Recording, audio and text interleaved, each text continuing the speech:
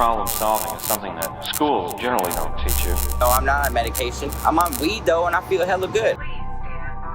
If I didn't know what I know about Hollywood, As Patrick's family, you know, his great uncle was Henry Bumstead, who worked in Hollywood, right? To Kill a Mockingbird. Art direction, Henry Bumstead. about Hollywood and per se billionaire families. His family had more money than the banks did during the Depression. Well, one of the ways people used to shade each other back in the day, rich people, is they would use television and TV as a way to be shady, to spill other people's secrets. We know that this shady shit happens because there was a comic book strip that was created to make fun of Patrick's family in the early 1900s. And a sour pickle. And it was called Blondie and Dadwood. After me and Patrick were researching some things about his family, we think it actually has something to do with the Masons. That comic strip that was eventually turned into a TV show in the 30s was about Patrick's family. I too would just think this is just another conspiracy YouTube video. That piece is longer than that piece. I'm talking, you know, the kind of conspiracy theories you hear on Joe Rogan. You know, those kinds of like, far out, man, that's crazy sounding, man. But then people will go get a mason jar with a wine stem or a handle. That's dark. Makes me lose faith in humanity. Wine stem and a handle, do they have those? Yes. Oh, the sturdy. Because of what I know about Hollywood and the old money billionaire families, I'm able to kind of put together some truth threads that might not actually be widely known by most people. Probably very little to none. Okay, listen up, everybody. Turn up your volumes. Announce These truth threads that I've found and put together, I'm able to put together a pretty good truth quilt that I'm going to unfold for you throughout this series. And as I unfold this truth blanket for you throughout this series, you will begin to understand that everything you might have thought you knew about entertainment, acting, movies, music, art, pop culture, everything about the entertainment business, the industry, as they call it, is fake. It's all fake. And I will show you how it's all fake throughout this series. So welcome to my new series, The Fall of Hollywood Babylon. If you're new, welcome. I'm Desert Mermaid. Keisha is my real name. Desert Mermaid, which is mainly my art graphic t-shirt design brand. Kind of think of Andy Warhol. Well, isn't this sort of a joke then that you're playing on the public? Can I just answer? Yes. DM, do you know where your children are? Meets dirt, Southern California culture type moment. If you're interested in that, you can check out what I make over at desertmermaid.com. Here on my channel over the last 10 years, along with some of my insights about my life. I live with chronic illnesses. I've dealt with a lot of mental health issues. I've grown up in Southern California. I've met a lot of interesting people along the way. I've made a lot of interesting connections. Honestly, just talking to anybody, just being willing to be friendly and talking to anybody, you never know who you might meet or connect with. And as you can see here, I also call myself the devil. You will understand why I call myself devil as we go through this series. So yeah, if you're interested in finding out what is really going on in the industry, hit the subscribe button, the notification, so, you know, YouTube lets you know when a video comes along, and you can take this crazy journey with us. And don't forget to hit the like button because you're wicked awesome. Not wicked, wicked awesome. As you know, I will be using YouTube language here because, well, we are on YouTube, and trigger warning. This content will get very dark very quickly. It will have to do with SA, something that is not car trafficking, murder, occult, satanic, Satanism, This series will get dark. Like I said, this sounds like something that you might hear on Joe Rogan or in one of those AI conspiracy videos you get recommended late night here on YouTube. This is not what this video series is. This video series is here to uncover the truth, to show you the truth threads, and to demonstrate how, when you hear crazy stories from some survivors and it sounds fanciful, that it's actually real. And they choose people who make it sound fanciful and crazy for a reason. As another final thing I want to say is in this series, we're not going to be talking about blanketed groups like a lot of general conspiracy theories will do. This series is not about blaming Republicans. It's not about blaming Democrats. It's not about blaming people who are against governments. It's not about blaming people it's not about blaming all billionaires. It's not about blaming people who hold certain beliefs. It's not like I'm going to sit here and blame, for example, all Star Wars fans, because we all know there's levels to Star Wars fans. Some people are gonna go to the convention. Some people are just gonna go see the movie. Some people are super fans and actually believe that what's in Star Wars is real and form a religion around it. You see how everybody who enjoys Star Wars all has kind of differing beliefs around Star Wars. That's just my example. They all enjoy Star Wars a different way. And this is me definitely saying you can still enjoy Star Wars. You can still enjoy Star Wars knowing that this whole movie might have been constructed just as a way to, sell you products or to get you on board with some wacko idea or belief that someone has. This is just me saying that you now know the truth about it, and there's people who, believe that hiding things from you that aren't even a big deal because they're not real. They're not real. This is me saying they don't get their fake power from you anymore. Who's in charge? We're all in charge, so this doesn't matter. This is me saying that by demystifying everything, by uncoding all these things that they have tried to hide from you so that they could just take your power, which is your money, your time, attention, your anxieties, your fears, your dreams, your artistic creativeness. This is me saying they can't do that anymore because you know the truth.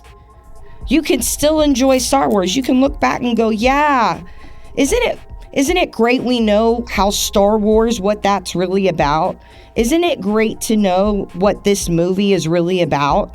Isn't it great to know that somebody who put all this together behind the scenes actually thought they were getting one up on us, and now they're not because I know the truth, and now we can laugh at them. I thought my jokes were bad. Because we know it. So that's what this series is about. It's about us finding out the truth together about them. They not like us. So, are you ready for this? Because I don't know if you're ready for this. But if you are, let's go. Let's take it back to January of 2025. When I was perusing YouTube and realizing that one of the many houses that were tragically lost in the LA fires was the house in Malibu that Lana Del Rey filmed High by the Beach in. As I was realizing that the Malibu house had burned down, I was remembering that, in one of Lana Del Rey's songs, she sung about a tunnel underneath Ocean Boulevard. And the reason why that rang a bell in my head was because I had recently watched an interview with a woman named Allie Carter, or goes by the name Allie Carter, and she was telling her story about not being car trafficked by Diddy and other people in the entertainment business. into tunnels underneath LA. And so I thought, let me look into this tunnel that Lana del Rey is singing about on her new album. So what tunnel is Did You Know There's a Tunnel Underneath Ocean Boulevard singing about? What is this tunnel? Where is it at? Well, this tunnel is located in Long Beach, California. Picture it, Los Angeles, the 1920s. During that time, LA was seeing an influx of cars and people driving, and there was still quite a few people who were walking on foot. So to help pedestrian traffic, they decided to construct the tunnel to connect the Juergens Trust Building with the amusement area by the beach. And this tunnel was nice. They constructed it so that they could have shops. There was an arcade in that area. There was things happening in this tunnel as people were passing through, and they made it nice, just like Lana del Rey says in the song. So it is a shame that this tunnel was actually closed off to the public in 1967. I found out that they do open this tunnel up sometimes for colleges, and apparently they were holding some classes. So there is people who do have access to this tunnel. So this song got me thinking about other tunnels in LA and what else was going on in LA. And it reminded me that LA used to have its own subway system. Not the subway system in LA as we know it today, but the old subway system, the Pacific Electric Railroad subway system, located in downtown LA. This building you see in front of you with the yellow school bus is the terminal for the old subway system. And here in front of it is someone I remember dearly from childhood. And if you don't know, I'd like to introduce you to Huell Howser. If you're an 80s baby and you were born and raised in California, you definitely know who Huell Howser is. He is mainly known for his work on California public access television. The main focus of every series that Huell Howser did was California culture, California history, California landmarks, California people, California. That's amazing. If you know, you know. I found it amazing that I came across this video of Huell Howser visiting the Pacific Electric Railroad subway terminal in downtown LA. Now, a little bit about the subway terminal.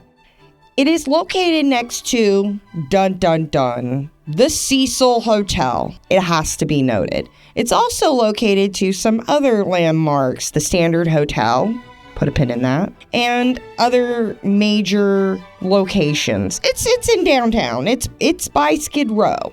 What's on top of it today is actually apartment buildings, but below is what we're going to be visiting with Huell Howser. Everything I could gather, this episode aired in the early 2000s, maybe late 90s.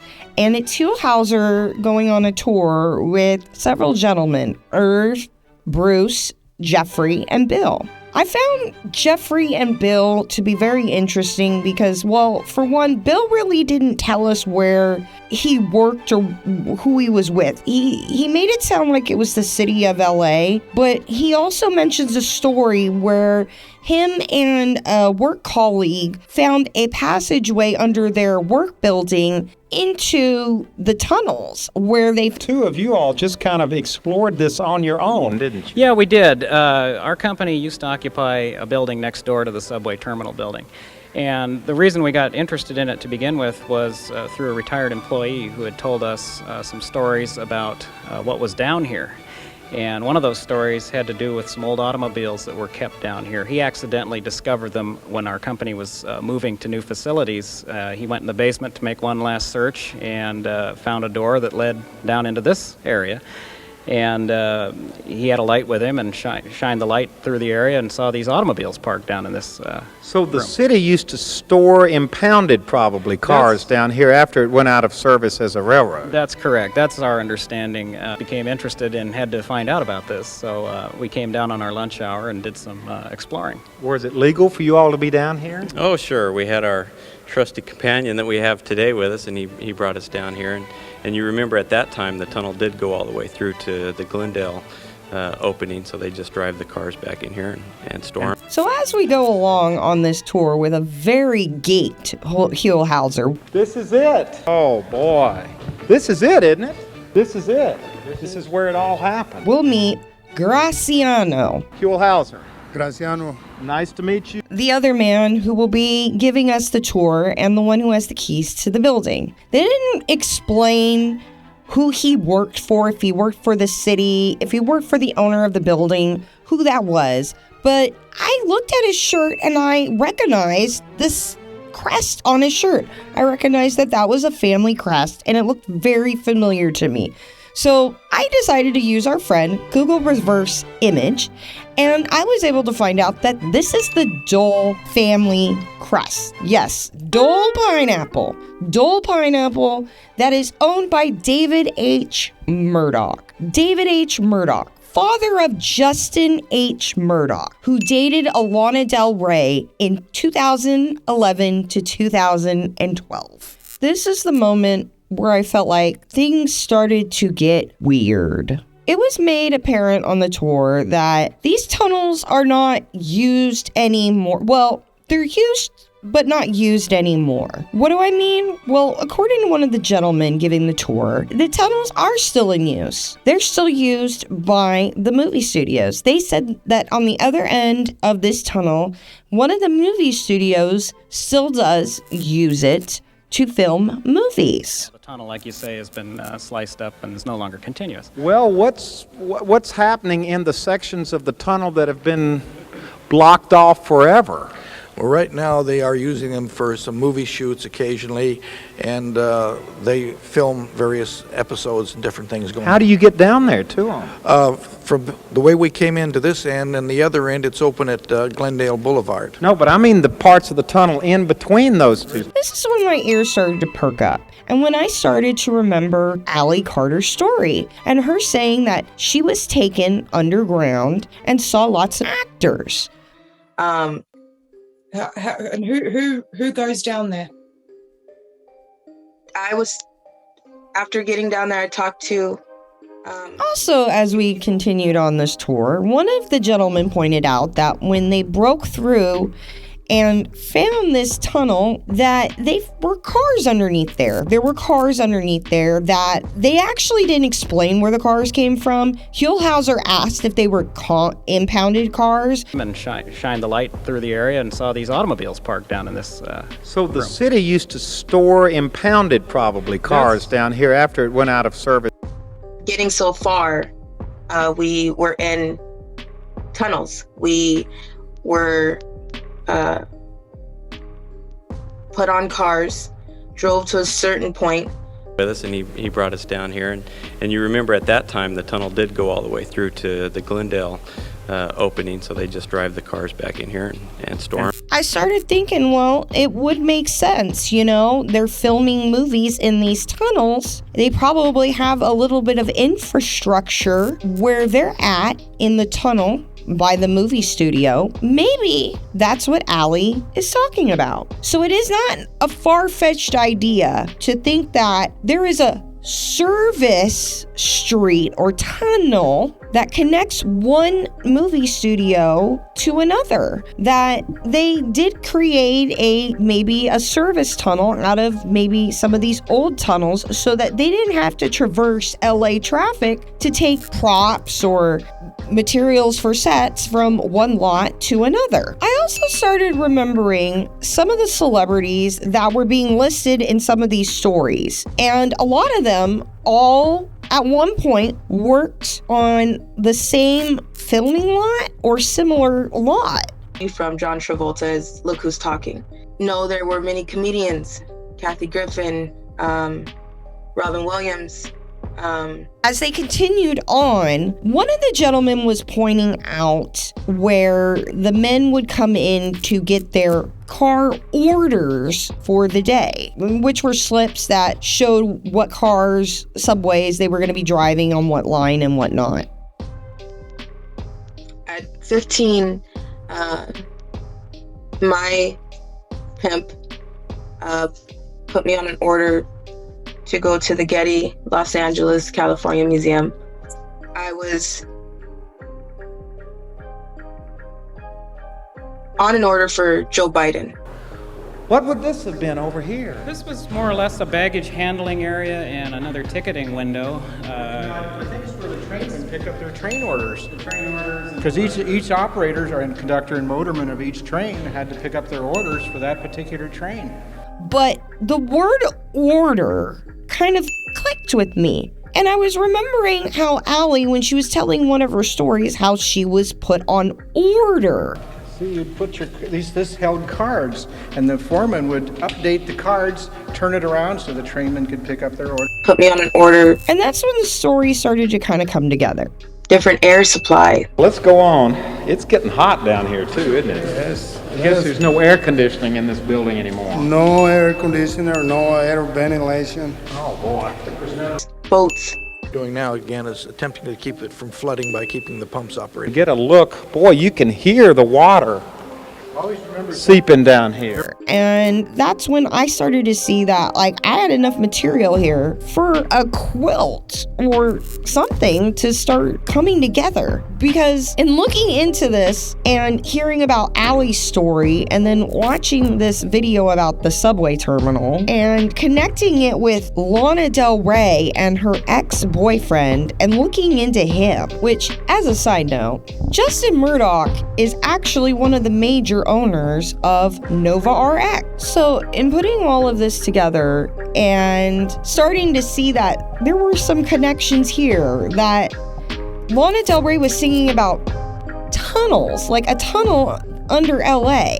And here I go and look at this, just happened to go randomly look at this tunnel over here in another part of LA.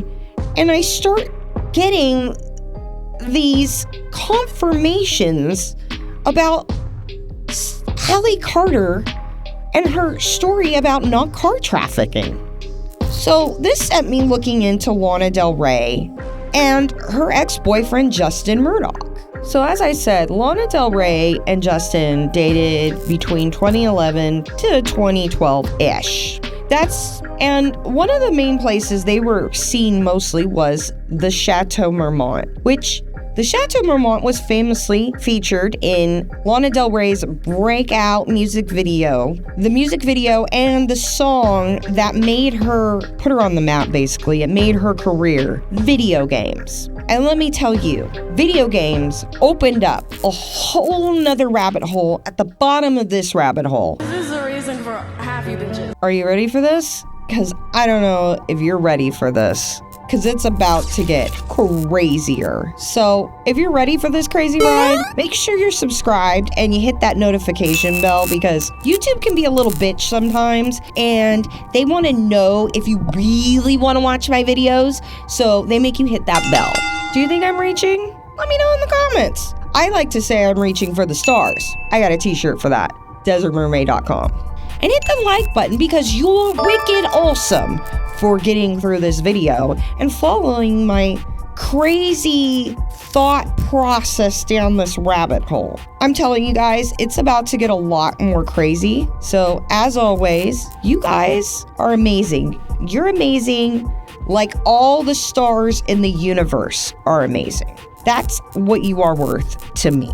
If you're from my other channel, you know. And if you don't know, you can go over and subscribe. So, as always, I love you guys, and I will see you in the next one. Problem solving is something that schools generally don't teach you.